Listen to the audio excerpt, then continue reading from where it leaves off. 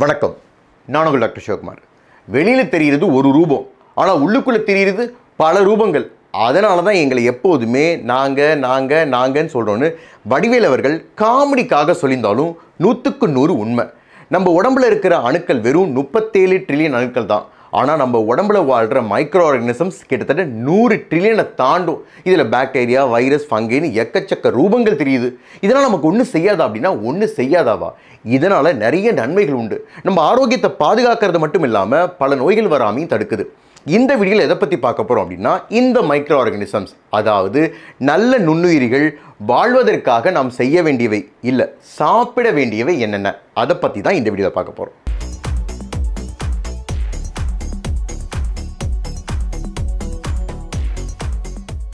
நம்ம அணுக்களுக்குள்ள இருக்கிற மரபணுவை, டிஎன்ஏவை ஜீனோம் அப்படின்னு சொல்லுவாங்க. இதுதான் நம்ம கேரக்டர், ஹைட்டு, கலரு எல்லாத்தையும் தீர்மானிக்கக்கூடியது. இந்த ஜீனோமை நம்மளுடைய பேசிக் ஆப்ரேட்டிங் மேனுவல் அப்படின்னு சொல்லலாம். அதே போல் நம்ம குடல் பகுதியில் இருக்கிற மைக்ரோ ஆர்கானிசமை, அதாவது நுண்ணுயிர்களை செகண்ட் ஜீனோம் அப்படின்னு சொல்லுவாங்க. ஏன்னா அந்த அளவுக்கு நம்ம ஆரோக்கியத்தை தீர்மானிக்கக்கூடியது. இதில் மோஸ்ட்லி பார்த்துட்டிங்க அப்படின்னா பாக்டீரியா தான் அதிகமாக இருக்கும். அதுக்கப்புறம் வைரஸ், ஃபங்கஸ், மற்றவை கூட இருக்கலாம். இது எல்லோருக்கும் ஒரே மாதிரி இருக்குமா அப்படின்னா கிடையாது. ஒருவருடைய வாழ்க்கை முறை, உணவு முறை, வயது, உடல் எடை, வாழும் சூழ்நிலை, மருந்து மாத்திரைகள் எடுத்துக்கிறாங்களா, மரபியல், இதை பொறுத்து மாறுபடும். இது போல் ஒவ்வொருவருக்கும் மாறுபட்டாலும் சீராக இருந்தது அப்படின்னா நம்ம உடல் ஆரோக்கியத்திற்கு நல்லது தான். சீர் இல்லாமல் இருந்தது அப்படின்னா அதை டிஸ்பயோசிஸ் அப்படின்னு சொல்லுவோம். இதனால் ஒருவருக்கு inflammatory bowel disease, irritable bowel syndrome, obesity, type 2 diabetes, cardiovascular disease, neurodegenerative disorder, colorectal cancer வரக்கூடும். இப்போ நம்ம குடல் பகுதியில் இருக்கிற மைக்ரோ ஆர்கானிசம்ஸ், அதாவது நுண்ணுயிர்கள் சீராக இருக்கிறதுக்கு என்னென்ன உணவுகள் எடுத்துக்கணும் அப்படின்னா, ப்ரீபயாட்டிக்ஸ், ப்ரோபயாட்டிக்ஸ், போஸ்ட்பயாட்டிக் உணவுகளை எடுத்துக்கணும். இந்த உணவுகளை எடுத்துக்கிறது மூலமாக நமக்கு என்னென்ன நன்மைகள் வரும் அப்படின்னா, நம்பர் 1, குடல் பகுதியில் உள்ள நல்ல நுண்ணுயிர்களை வளரச் செய்யும். நம்பர் 2, நோய் வர காரணமாக இருக்கும் நுண்ணுயிர்களை, அதாவது பெத்தஜெனிக் மைக்ரோ ஆர்கானிசமின் வளர்ச்சியை தடுக்கும். நம்பர் 3, நோய் எதிர்ப்பு சக்தியை அதிகரிக்கும். நம்பர் 4, கட் பிரெயின் ஆக்சிஸ், அதாவது குடல் பகுதிக்கும் மூளைக்கும் உள்ள தொடர்பின் மூலம் நம் நரம்பு மண்டலத்தின் ஆற்றலை அதிகரிக்கும். நம்பர் 5, குடல் பகுதியில் ஏற்படும் ரணங்களை குறைப்பதால் சில குடல் நோய்களையும் புற்றுநோய்களையும் தடுக்கும்.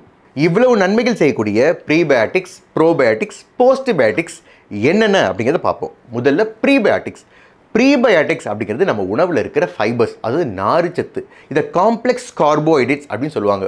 உதாரணத்துக்கு பார்த்தீங்க அப்படின்னா இனுலின், கேலக்டோ ஒலிகோசாக்கரைட்ஸ், ஃப்ரெக்டோ ஒலிகோசாக்கரைட்ஸ்.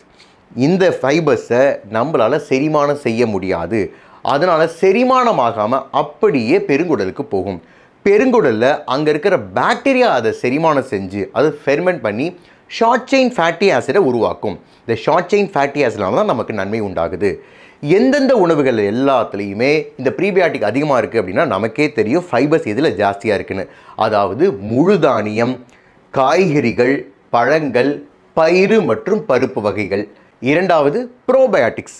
ப்ரோ அப்படின்னா ஃபார், பயோ அப்படின்னா லைஃப், வாழ்க்கைக்கு தேவையான உணவு அப்படிங்கிறது தான் அர்த்தம். இந்த ப்ரோபயாட்டிக்ஸில் நல்ல நுண்ணுயிரிகள் உயிரோட அப்படியே இருக்கும். உதாரணத்துக்கு லாக்டோபெசிலஸ், பைஃபிடோபாக்டீரியம், என்ட்ரோகாக்கஸ், ஸ்டெப்டோகாக்கஸ், சில வகையான ஈஸ்ட் இருக்கும். எந்தெந்த உணவுகள் எல்லாம் ப்ரோபயாட்டிக் உணவுகள் அப்படின்னா புளிக்க வைத்த உணவுகள், ஃபெர்மெண்டட் ஃபுட்ஸ், மோர், தயிர், பழைய சாதம், ஊறுகாய். நம்பர் 3, போஸ்ட்பயாட்டிக்ஸ். போஸ்ட்பயாட்டிக்ஸ் அப்படின்னா உயிரற்ற நுண்ணுயிர்கள். உயிரற்ற நுண்ணுயிர்கள் மட்டும் கிடையாதுங்க, அதனுடைய பகுதி, அது உருவாக்கிய நல்ல விட்டமின்ஸ், என்சைம்ஸ், புரோட்டீன்ஸ் எல்லாமே அடங்கும். போஸ்ட்பயாட்டிக்ஸில் நுண்ணுயிர்கள் உயிரற்றதாக இருக்கிறதுனால இதை தாராளமாக படுத்த படுக்கையாக இருக்கிறவங்களுக்கு, எதிர்ப்பு சக்தி குறைவாக இருக்கிறவங்களுக்கு கொடுக்கலாம். என்னென்ன உணவுகள்லாம் எடுத்துக்கிட்டிங்க அப்படின்னா இட்லி, தோசை, மோர் குழம்பு, இது எல்லாமே போஸ்ட்பயாட்டிக்ஸ் தான். நமக்கே தெரியும் இட்லி தோசை மாவில் எக்கச்சக்க நுண்ணுயிர்கள் உயிருள்ளதாக இருக்கும். அதை சமைக்கும் போது உயிரற்றதாக மாறிடுது. ஆனால் அதில் உள்ள மைக்ரோ நியூட்ரியன்ஸ் அப்படியே இருக்கும். அதனால தான் இந்த உணவுகள் எல்லாம் போஸ்ட்பயாட்டிக்ஸ் உணவுகள். இப்போ நம்ம பார்த்த ப்ரீபயாட்டிக், ப்ரோபயாட்டிக், போஸ்ட்பயாட்டிக் உணவுகளை முடிந்தவரை நம்ம உணவு பழக்கத்தில் சேர்த்துக்கணும். நமக்குள்ளே வாழ்கிற நல்ல நுண்ணுயிர்கள் பாதுகாப்பாக ஆரோக்கியமாக இருந்தால் நம்ம ஆரோக்கியத்திற்கு பாதகம் வராது. இந்த வீடியோ உங்களுக்கு பிடிச்சிருந்துச்சுன்னா லைக் பண்ணுங்கள், ஷேர் பண்ணுங்கள், சப்ஸ்கிரைப் பண்ணுங்கள். நன்றி, வணக்கம்.